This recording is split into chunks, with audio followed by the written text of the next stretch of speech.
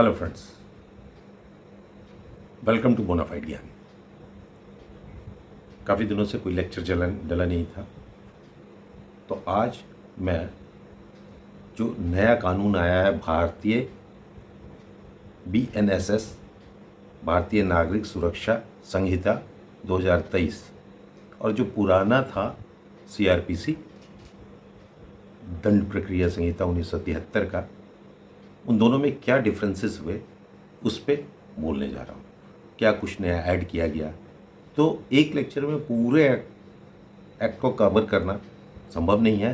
तो आज जो पोर्शन हम लोग टच करेंगे वो है इन्वेस्टिगेशन वाला पार्ट, जो पुराने CRPC में 154 से स्टार्ट था और 176 पे जाके ख़त्म था। जो अब BNSS में 173 से शुरू है और 193 पे जाके ख़त्म है, जो इम्पॉर्टेंट प्रोविजंस हैं। जैसा कि आपको पता है 1 जुलाई 2024 से ये नया कानून लागू हो गया। अब जो भी केसेस होंगे वो BNSS के अंतर्गत होंगे और इसमें जो प्रावधान इनकॉर्पोरेट किए गए हैं उन सबको वो सब उस पर लागू होंगे। इसी प्रकार से IPC की जगह BNS आ गया है और इंडियन एविडेंस के एक्ट की जगह पे भारतीय सुरक्षा अधिनियम आ गया है BSA 2023। तो अब जब भी कोई घटना घटती है तो सबसे पहला काम क्या करता है आदमी? FIR करना चाहता है, जो हम पहले CRPC की धारा 154 के अंतर्गत करते हैं। अब जो FIR दर्ज होगी वो किस में दर्ज होगी? तो BNSS की धारा 173 के अंतर्गत दर्ज होगी। ठीक है, अब इसमें क्या प्रावधान बनाए गए हैं उसको हम लोग डिस्कशन कर लेते हैं।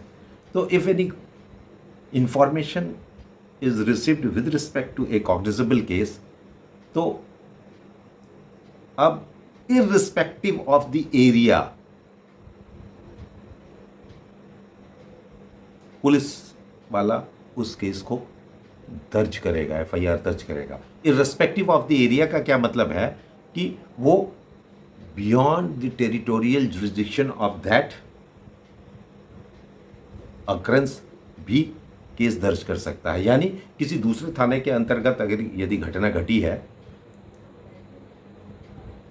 और जो पीड़ित पक्षकार है या सूचक है वो किसी दूसरे थाने में चला गया है FIR करने, तो वो थाना इस आधार पे मना नहीं कर सकता है कि आपका FIR दर्ज नहीं होगा कि आपके साथ जो घटना घटी है उसका जो प्लेस ऑफ अकरेंस है वो दूसरे थाने के अंतर्गत है। अब इसे FIR दर्ज करना होगा। इसी को कहते हैं ज़ीरो FIR, जो आप सबने सुना होगा। ज़ीरो FIR क्या है? क्यों ज़ीरो FIR के बारे में?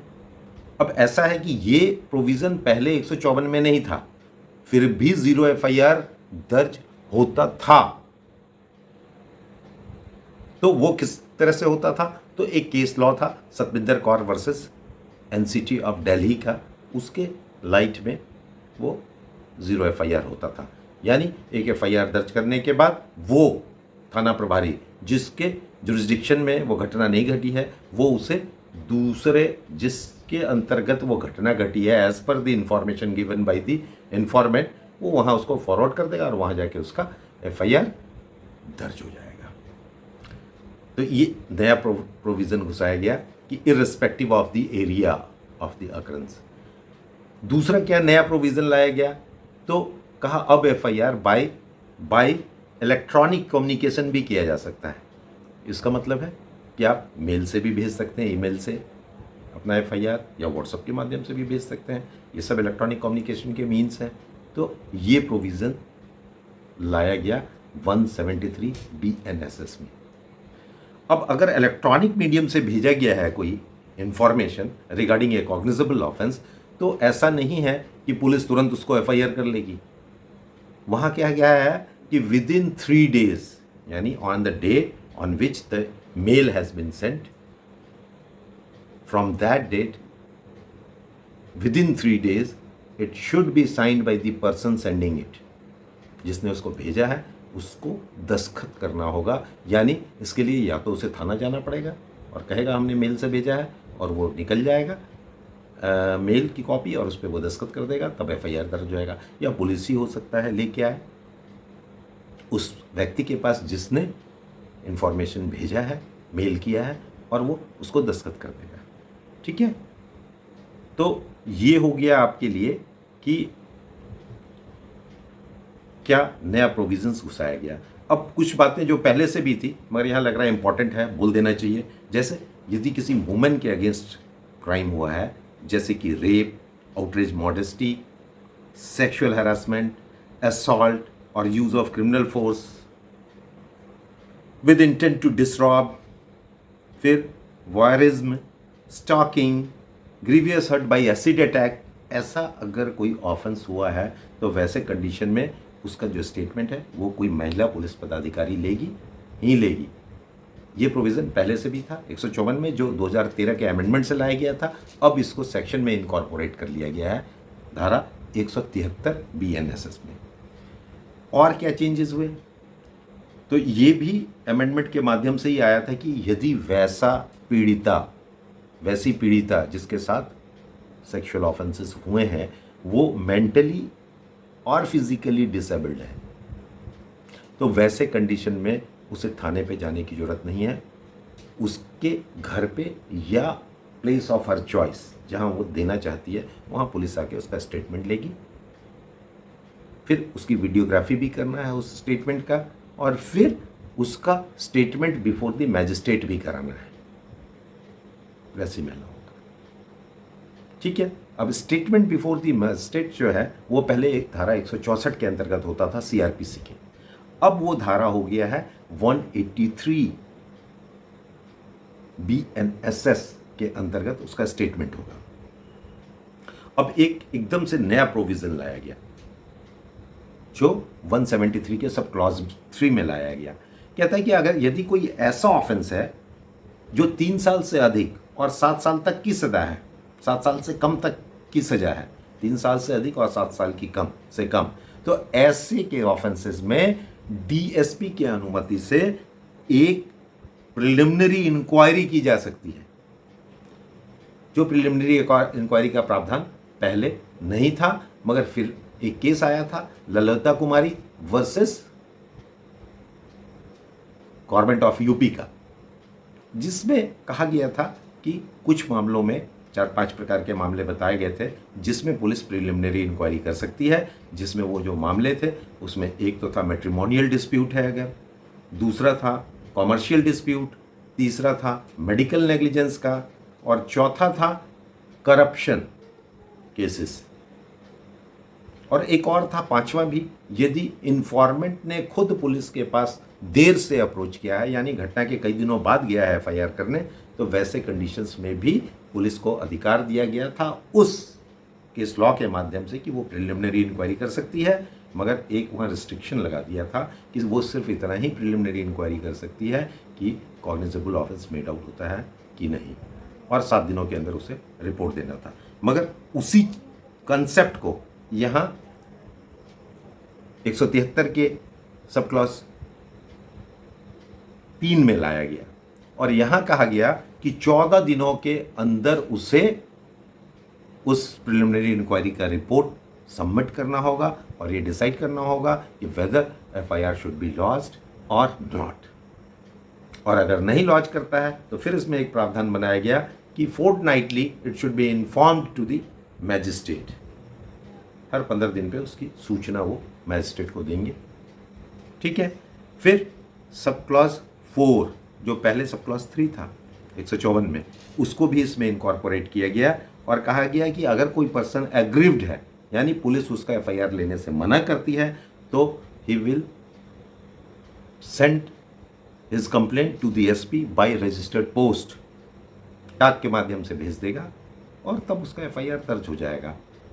और अगर तब भी नहीं दर्ज होता है तो 154 CRPC में ये प्रावधान नहीं था जिसे इसमें 173 के सब क्लॉज चार्ज में जोड़ दिया गया। कहा aggrieved person may make an application to the magistrate. ये पहले नहीं था, पहले भी लोग आते थे तो सेक्शन 200 में आते थे, सीआरपीसी के सेक्शन 200 में। अब जो है इसी में प्रावधान दे दिया गया, जिसे अमेंड किया गया, aggrieved person may make an application to the magistrate. SP के पास भेजने के बावजूद भी अगर उसका एफआईआर नहीं दर्ज होता है तो वो एग्रीव्ड पर्सन जो है वो भेज देगा, चला जाएगा मैजिस्ट्रेट के पास कंप्लेंट करने के लिए। ठीक है। अब सेक्शन 175 की बात होती है बीएनएसएस के, जो 156 सीआरपीसी था, police officers power to investigate cognizable cases. उसमें क्या क्या प्रावधान चेंज किए गए। देखिए यहाँ मैं पूरे सेक्शंस की बात नहीं कर रहा हूँ कि 156 में क्या था, जो 156 में था और 175 बीएनएसएस में भी रखा गया है, यानी 156 सीआरपीसी में था वैसा ही प्रावधान लगभग 175 बीएनएसएस में रखा गया है। उस सारे प्रावधानों की मैं बात नहीं कर रहा हूँ, जो चीज़ है उनकी बात मैं सिर्फ कर रहा हूँ। तो 175 का सबसेक्शन 3 कहता है कि वो जो एप्लीकेशन देगा मैजिस्ट्रेट के सामने, 173 सबसेक्शन 4 में जिसके बारे में कहा गया कि पुलिस नहीं दर्ज करती है तो वो मैजिस्ट्रेट के पास एप्लीकेशन दे सकता है। तो इसमें कहा गया कि that application should be supported by an affidavit. ठीक है। और उसके बाद as it things necessary and submissions made, और फिर वो जैसे ही वो application supported by an affidavit आएगा तो वो उस पुलिस ऑफिसर को भी सुनेगा कि भाई क्यों नहीं इसका एफआईआर दर्ज किया गया, और इन सब के बाद वो डिसाइड करेगा कि he will order for investigation, तब मैजिस्ट्रेट ऑर्डर करेगा। तो ये प्रोविजंस चेंज किया गया कि एफिडेविट के साथ अपना एप्लीकेशन देगा और मैजिस्ट्रेट उस पुलिस को सुनने के बाद जिसने एफआईआर दर्ज नहीं किया तब कोई ऑर्डर पास करेगा। और एक और नया प्रावधान जोड़ा गया सबसेक्शन 4 में, 175 बीएनएसएस यानी भारतीय नागरिक सुरक्षा संहिता के सेक्शन 175 का सबसेक्शन 4 में कहा गया कि अगर कोई कंप्लेंट मिलता है जो अगेंस्ट ए पब्लिक सर्वेंट है, which has arisen in the course of the discharge of his official duty, तो वैसे कंडीशन में डायरेक्ट वो कॉग्निजेंस नहीं लेगा मैजिस्ट्रेट, और पहले वो उसके सुपीरियर ऑफिसर से एक रिपोर्ट मांगेगा कि साहब ऐसी ऐसी शिकायत मिली है, इसमें एक रिपोर्ट आप सबमिट करें। एक यहाँ पे प्रोटेक्शन दे दिया पब्लिक सर्वेंट को, और दूसरा कि उस पब्लिक सर्वेंट को भी सुनेगा, तब कोई ऑर्डर पारित करेगा इन्वेस्टिगेशन का। तो ये प्रावधान जोड़े गए हैं 175 में। अब मैंने पहले बताया आपको कि अब ईमेल या व्हाट्सएप के माध्यम से भी कोई अपना केस कर सकता है, तो उसकी एविडेंशियरी वैल्यू क्या होगी, इस पर अगर हम बात करें तो अब जो मेल उसने अपने मोबाइल से या अपने लैपटॉप से भेजा थाने को, या जो भी पोर्टल बना है उस पर, तो इन दोनों को कहा गया कि वो प्राइमरी एविडेंस होगा। यहाँ थोड़ा सा हम लोग साक्ष्य अधिनियम की भी बात कर ले रहे हैं। भारतीय साक्ष्य अधिनियम जो है बीएसए, जो पहले इंडियन एविडेंस एक्ट था, तो इंडियन एविडेंस एक्ट के सेक्शन 62 में प्राइमरी एविडेंस का डिफिनेशन था, और जैसा कि मैं जानता हूँ आप सब जानते हैं कि प्राइमरी एविडेंस किसको कहते हैं, तो when the document itself is produced before the court for inspection, जो ओरिजिनल डॉक्यूमेंट है वही कोर्ट के सामने दे दिया गया कि साहब देख लीजिए, तो उसे प्राइमरी एविडेंस कहते हैं। तो अब जो वो सेक्शन 62 था इंडियन एविडेंस एक्ट का, वो यहाँ 57 हो गया है भारतीय साक्ष्य अधिनियम का 2023 में। तो उसके इस सेक्शन 57 में 4 नए एक्सप्लेनेशंस जोड़े गए, जिसमें से 2 मुझे इंपॉर्टेंट लग रहा है, उसको मैं बोलना चाहता हूँ। जो एक्सप्लेनेशन 5 है, तो electronic record produce from proper custody. अगर कोई इलेक्ट्रॉनिक रिकॉर्ड कोर्ट के सामने प्रस्तुत किया जा रहा है और उसको कस्टडी हम प्रूव कर देते हैं कि ये प्रॉपर कस्टडी से, फलना की कस्टडी में था, सेफ था, वहाँ से इसे प्रोड्यूस किया गया है, तो उसे भी प्राइमरी एविडेंस कहा गया। और एक्सप्लेनेशन 6 बहुत ही इंपॉर्टेंट है। वो है कि मान लीजिए मैंने कोई वीडियोग्राफी की अपने मोबाइल से, और मैंने उसको फिर व्हाट्सएप के माध्यम से किसी और को भेज दिया, ए को, ए ने बी को, एंड सो ऑन। तो कह रहा है ये सारे जो मोबाइल्स हैं जिसमें वो वीडियो रन कर रहा है या कोई ऑब्जेक्शनेबल स्टेटमेंट है जो रन कर रहा है, ये सारे प्राइमरी एविडेंस माने जाएंगे। तो वो लाइनें थोड़ा सा मैं पढ़ देता हूँ जो एक्सप्लेनेशन 6 है। Where a video recording is simultaneously stored in electronic form and transmitted और ब्रॉडकास्ट और transferred to another, each of the stored recordings is primary evidence. तो अब इसका मतलब क्या हुआ ये भी समझना जरूरी है कि भाई प्राइमरी एविडेंस हम क्यों बताने लग गए। हम उसको इसलिए बताने लग गए कि जो 173 में आप मेल के माध्यम से यदि कोई केस करते हैं या उसके साथ कोई वीडियो भी भेजते हैं कि साहब मेरे खिलाफ कोई डिफॉर्मेटरी या ऑब्जेक्शनेबल वीडियो लोगों ने वायरल कर रखा है, उसको भेज देते हैं थाने को, तो आपने जो भेजा वो वीडियो जो है वो प्राइमरी एविडेंस माना जाएगा। यानी उसके लिए जो पहले हम 65B का सर्टिफिकेट देते थे, जो लॉ की रिक्वायरमेंट थी, अब उसकी जरूरत नहीं है। अब उस BNSS में वो 63 हो गया है जो 65B था। ठीक है, तो सर्टिफिकेट देने की जरूरत नहीं है उससे संबंधित। वो suo motu it will be admissible in the evidence, यही ये मोबाइल है सर जिसमें मेरे आया है और हमने दे दिया, या कोई ऐसा न्यू चिप लगा है मेरे उसमें मोबाइल में, या मेमोरी कार्ड लगा है, या कैमरे में कोई ऐसा न्यू मेमोरी कार्ड लगा के हमने वीडियोग्राफी की, तो वो मेमोरी कार्ड निकाल लेंगे और न्यायालय को दे देंगे। वो memory card primary evidence treat होगा। बहुत बड़ी बात है। सो मोटो उसको कोड देखेगी, कोई सर्टिफिकेशन की जरूरत नहीं है 65B के। ठीक है, तो थोड़ा आसान हो गया इलेक्ट्रॉनिक एविडेंस को ऑन रिकॉर्ड लाना, और उसकी ऑथेंटिसिटी भी बरकरार रहेगी अगर हम डायरेक्ट दे रहे हैं प्राइमरी एविडेंस। तो फिर इसके अलावा और फिर BSA जो भारतीय साक्ष्य अधिनियम है, इसको हम लोग अगर डील करेंगे तो बाद में कभी उस पर अलग से लेक्चर हो जाएगा। इतना ही काफ़ी है वहाँ से। अब सवाल उठता है जो हम लोग पढ़ रहे हैं 173 से 193 तक, जो इन्वेस्टिगेशन का पार्ट है उसको। अब कहता है 176 BNSS क्या कहता है, प्रोसीड्यूर फॉर इन्वेस्टिगेशन। तो वही है जो 157 CRPC में था, सेम है सिर्फ। और ये पहले भी था कि अगर ऑफेंस ऑफ रेप है तो स्टेटमेंट जो है उस विक्टिम का कहाँ पे होगा, उसके घर पे या प्लेस ऑफ हर चॉइस पे, एक बात। फिर अगर वो और in the presence of guardian और नियर रिलेटिव्स और social worker of the locality, इनके प्रेजेंस में होगा। और may also be recorded through audio video electronic means including mobile phone, और जो उसका स्टेटमेंट है उसको electronic audio video electronic means या मोबाइल फ़ोन से रिकॉर्ड भी किया जाना चाहिए। अब 176 BNSS का सबसेक्शन 3 में एक बात लाई गई कि ऐसा ऑफेंस जो 7 साल या उससे अधिक की सज़ा है, तो वैसे केस में मैंडेटरी कर दिया कि जो प्लेस ऑफ अकरेंस है वहाँ एक्सपर्ट फॉरेंसिक एक्सपर्ट्स के साथ जाना होगा, और फॉरेंसिक एक्सपर्ट्स भी एविडेंस कलेक्ट करेंगे। इसका पर्पस क्या हुआ, इसका पर्पस है, इसका पर्पस हुआ कि अब जैसे वहाँ खून गिरा है, चाकू मिला, या और भी कोई एविडेंस, फिंगरप्रिंट मिल गया, फुटप्रिंट मिल गया, तो उन सबको फॉरेंसिक एक्सपर्ट्स जो है वो कलेक्ट करेंगे, जो इन्वेस्टिगेशन में काम आएगा। यानी थोड़ा सा साइंटिफिक वे से इन्वेस्टिगेशन करने के प्रोविजंस को नए BNSS में लाया गया, जो पहले अपने CRPC में नहीं था। ठीक है, दूसरी बात, वो जो भी प्रोसेस से कलेक्ट करेंगे एविडेंस फॉरेंसिक वाले, उसकी सबकी वीडियोग्राफी भी की जाएगी। तो ये सब प्रोविजंस लाए गए 176 में। अब 179 है, जो पहले क्या था CRPC में 160, जहां police officers power to require attendance of the witness था। तो अब जानते हैं कि police has power to call any person who is acquainted with the facts of the case.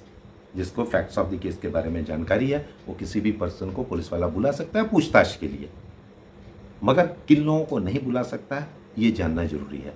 तो ऐसा मेल जिसकी उम्र 15 साल से कम हो, या 60 साल से अधिक हो या महिला हो, वुमेन, और any disabled, physically disabled person, mentally और फिजिकली, उनको समन करके वो थाने पे नहीं बुला सकती है पुलिस।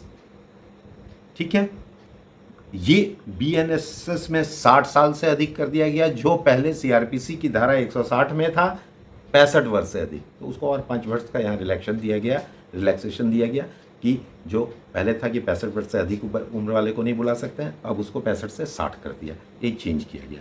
और एक और प्रोविज़न जोड़ दिया गया जो सीआरपीसी की धारा 160 में नहीं था, जिसे 179 में यहाँ ला दिया गया बीएनएसएस में, कि अगर उसकी इच्छा है, वैसे व्यक्ति जो 15 साल से कम है, 60 साल से अधिक है, या महिला है, या डिसेबल्ड पर्सन है, अगर उनकी इच्छा है कि वो थाने पे आके स्टेटमेंट दे तो उनको परमिशन दिया जाएगा। ये प्रोविज़न्स भी जोड़ा गया। एक और बहुत इंपॉर्टेंट प्रोविज़न है जो पहले भी था और अब भी है, यानी सीआरपीसी की धारा 160 में भी था और बीएनएसएस की धारा 179 में भी है, 179 में भी है, जो सबसेक्शन 2 के रूप में है। उसमें कहा गया कि यदि पुलिस किसी को बुलाती है, जैसे थाने से फ़ोन आता है, भाई आपसे पूछताछ करना है, थाने पे आ जाइए, इतने में तो आदमी घबरा जाता है, क्या बात हो गया भाई, कहीं तो थाना बुला रही है, या आपको थाने ने नोटिस किया है कि दिनांक इतना को आप उपस्थित हुई, आपसे कुछ पूछताछ करना है। तो ऐसे केसेस में आप, बहुत बड़ी बात बताने जा रहा हूँ जो कोई नहीं करता है, क्योंकि थाना से तो ऐसे ही घबरा जाता है, उसका फ़ोन आते ही घबरा जाएगा, उसको वो कह सकता है कि आप मुझे आने जाने का खर्चा भेजिए तब मैं आऊँगा, अपने खर्चे से नहीं आऊँगा। मान लीजिए हम पटना में बैठे हुए हैं, दिल्ली से आ रहा है मुझे कि दिल्ली के थाने में आपको आना है, आपसे पूछताछ करनी है, हम कैसे साहब हमें टिकट भेज दीजिए आप आने जाने का, हम आ जाएंगे, जो पूछताछ करना है कर लीजिएगा, फिर हम चले आएंगे। ठीक है, तो ये ऐसा सबसेक्शन 2 ऑफ सेक्शन 179 बीएनएसएस में है, जो पहले 160 सीआरपीसी में था। तो बहुत इंपॉर्टेंट प्रोविज़न लगता है मुझे ये। अब आता है सेक्शन 180 बीएनएसएस का, जो पहले 161 सीआरपीसी था, examination of the witness by the police.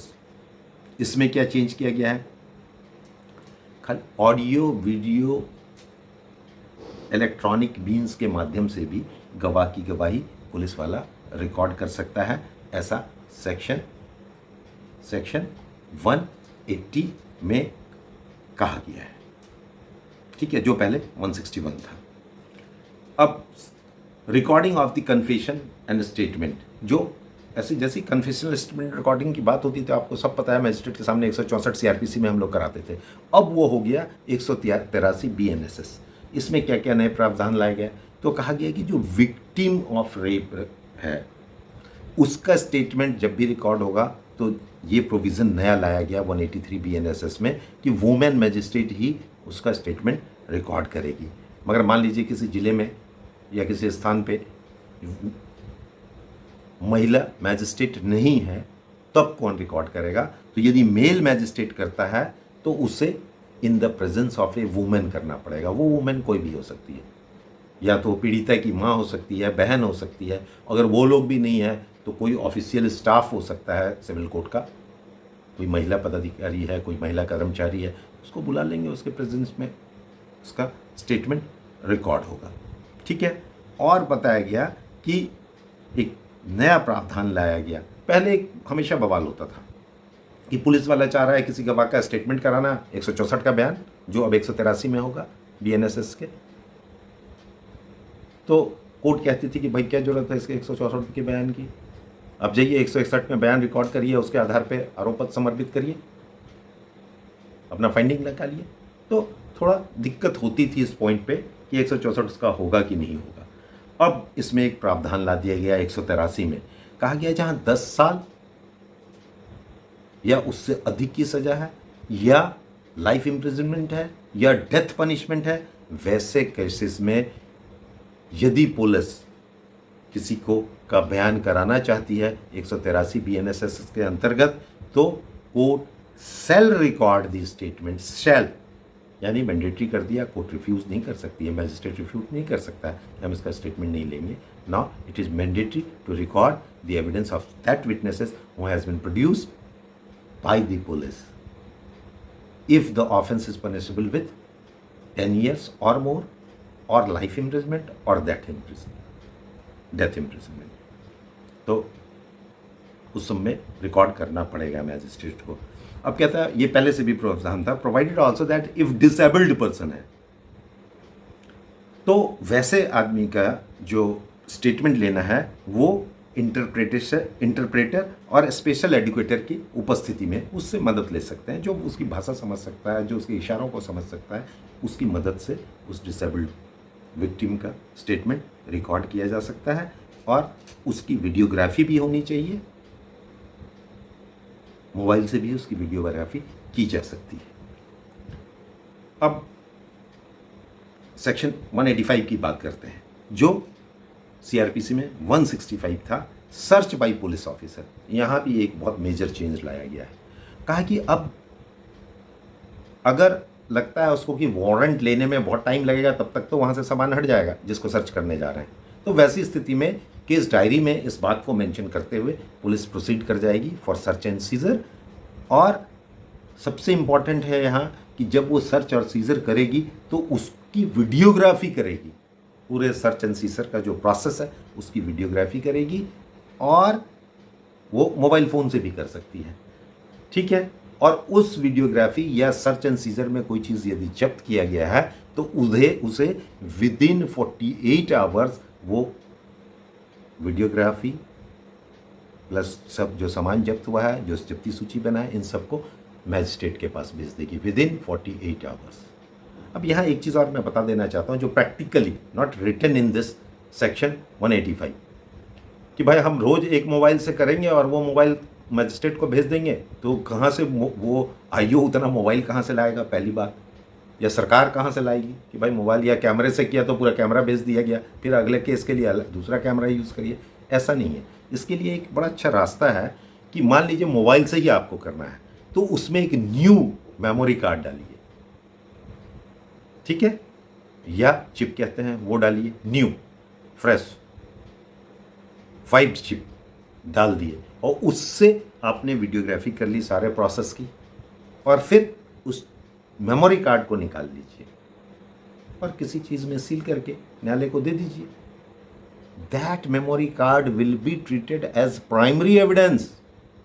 कोई सर्टिफिकेशन की जरूरत नहीं पड़ेगी, जो 65B का देते थे पहले सीआरपीसी के इंडियन एविडेंस एक्ट के अंतर्गत, अब 63 है भारतीय साक्ष्य अधिनियम के अंतर्गत, उसकी जरूरत ही नहीं है। डायरेक्ट वो chip will be primary evidence and it will be admissible in the evidence. बहुत बड़ी बात है साहब, समझने की बात है कि आसान बना दिया गया एविडेंस को ऑन रिकॉर्ड लाना, और वो बहुत ऑथेंटिक भी होगा, ठीक है। फिर लास्ट सेक्शन है ये सेक्शन 193, जो पहले क्या था हमारा 173, जिसमें हम चार्जशीट करते थे, पुलिस वाले चार्जशीट करते थे भाई 173 के अंतर्गत, वही है अब 193 BNS, report of the police officer on completion of investigation, ठीक है। इसमें क्या जोड़ा गया, तो इसके सब क्लॉज 2 में, सब सेक्शन 2 में कह दिया गया कि इफ ऑफेंस ऑफ रेप है या पॉक्सो है, वैसे मामले में पुलिस सेल सबमिट चार्जशीट या complete the investigation with in 2 month, 2 महीने में उसको इन्वेस्टिगेशन कंप्लीट कर लेना होगा। अब जो केस डायरी है, चार्जशीट है, उसको तो पहले लेके जाती थी पुलिस, वहाँ रिसीव कराती थी हार्ड कॉपी केस डायरी का, चार्जशीट का। अब जो है उसको थ्रू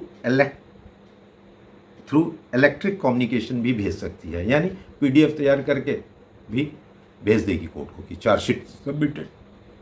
चार्जशीट केस डायरी सब PDF फॉर्म में भी जा सकता है to the magistrate empowered to take cognizance of the offence on a police report, ठीक है। तो ये बहुत आसान हो गया। फिर बाकी प्रोविज़न A to H जो है, जो 173 में थे वही थे, हैं। थोड़ा सा जो चेंज हुआ वो मैं बता दूं, और क्या चेंज हुआ। एक तो मैंने बताया कि 2 महीने के अंदर कर देना है, दूसरा मैंने बताया कि chargesheet and case diary electronic communication माध्यम से भी भेजा जा सकता है, ठीक है।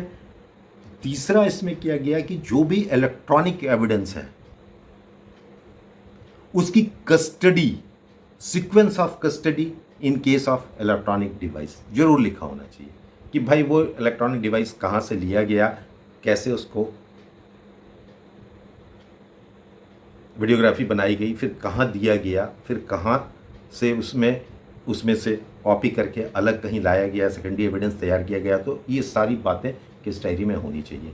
Sequence of the custody of in the case of electronic evidence should be mention in the case diary. बहुत इंपॉर्टेंट है। सीक्वेंस आपका गड़बड़ है तो फिर वो डाउटफुल हो जाएगा, इनएडमिशिबल हो जाएगा। एडमिशिबल होगा भी तो डाउटफुल हो जाएगा, उसकी एविडेंशियरी वैल्यू कम हो जाएगी अगर सीक्वेंस ऑफ कस्टडी नहीं है। सीक्वेंस ऑफ कस्टडी का मतलब आप मेरी समझ से समझ रहे होंगे। एक छोटा सा एग्जाम्पल मैं बोल देता हूँ सीक्वेंस ऑफ कस्टडी पे, कि मान लीजिए कि एक ऑडियो रिकॉर्डिंग मशीन है, एक सूचना मिली है कि कोई व्यक्ति रिश्वत की मांग कर रहा है, तो अब एक ऑफिशियल पर्सन जाएगा इस बात को वेरीफाई करने, तो उसको एक ऑडियो रिकॉर्डिंग मशीन दिया जाएगा। अब ये शुरू हुआ कि ये किसने दिया उसको, तो जो कस्टोडियन है थाने पे वो उसको दे देगा।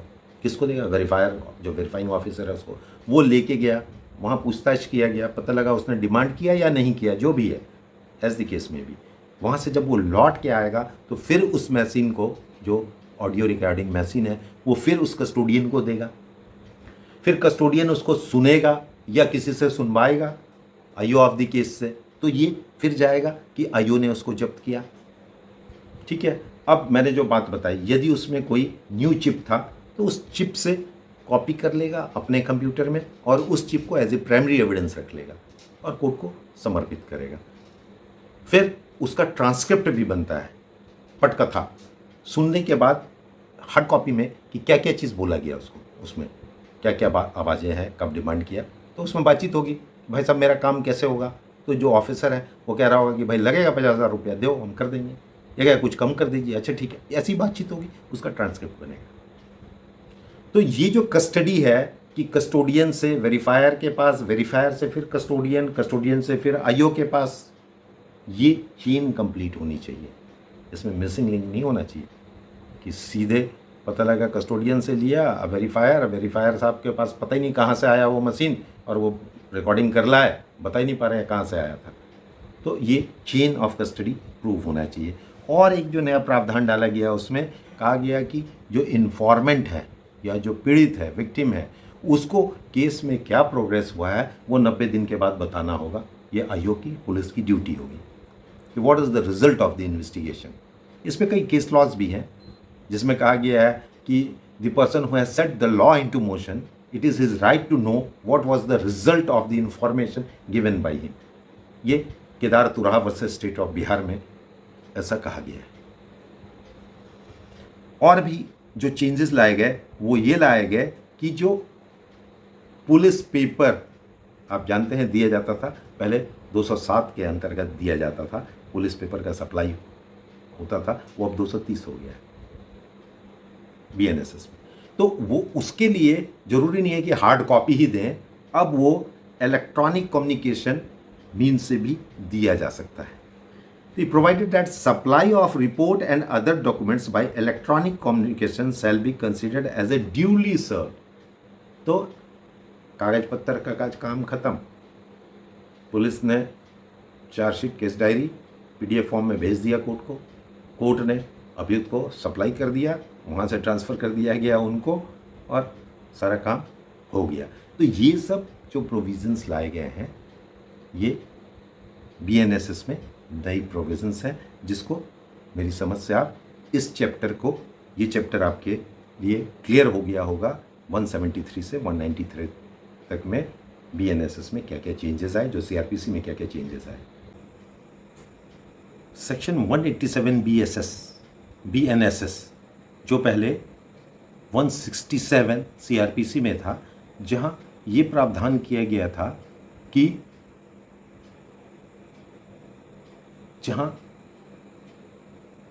10 साल तक की सज़ा है वहाँ 10 साल तक की सज़ा या लाइफ इम्प्रिजमेंट या डेथ पनिशमेंट है, तो चार्जशीट जो फाइल होनी चाहिए वो 90 दिन में हो जाना चाहिए।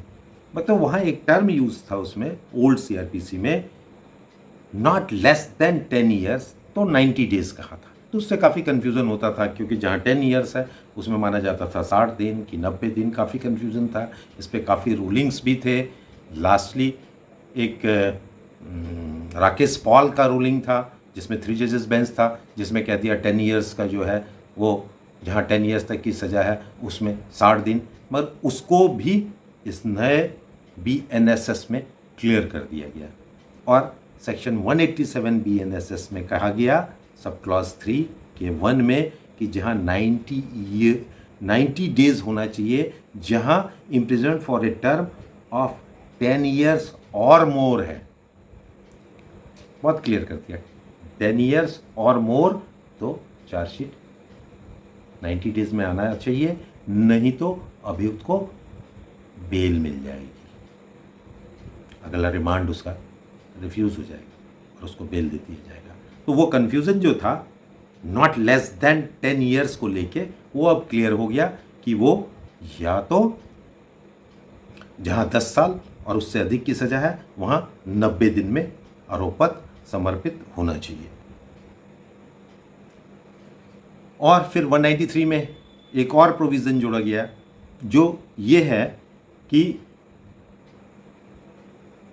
फर्दर इन्वेस्टिगेशन था जो 173 सब क्लॉज 8 में था CRPC के, अब 193 BNSS के सब क्लॉज सब सेक्शन 9 में आ गया। फर्दर इन्वेस्टिगेशन का वैसा ही प्रावधान है, मगर एक नई बात जोड़ दी गई, provided that if trial commenced, अगर ट्रायल शुरू हो गया है तब further investigation with the permission of the court कर सकते हैं, और अगर फिर परमिशन मिल गया तो उसको 90 दिन में कंप्लीट करना होगा, या with the permission of the court उसको एक्सटेंड भी किया जा सकता है। तो आपके काफ़ी काम आएगा। अगला लेक्चर इसी प्रकार से ट्रायल पे होगा कि ट्रायल के दौरान क्या क्या BNSS में चेंजेस आए हैं, और एक एक करके हम लोग पूरा जो CRPC है उसको कवर कर जाएंगे कि क्या क्या चेंजेस हैं। Thank you for watching. ये बहुत इंपॉर्टेंट लेक्चर है, इसलिए मैं कहूँगा कि इसे शेयर, अगर सब्सक्राइब नहीं किया है तो सब्सक्राइब जरूर करें ताकि और लोगों को भी फ़ायदा हो। Thank you for watching.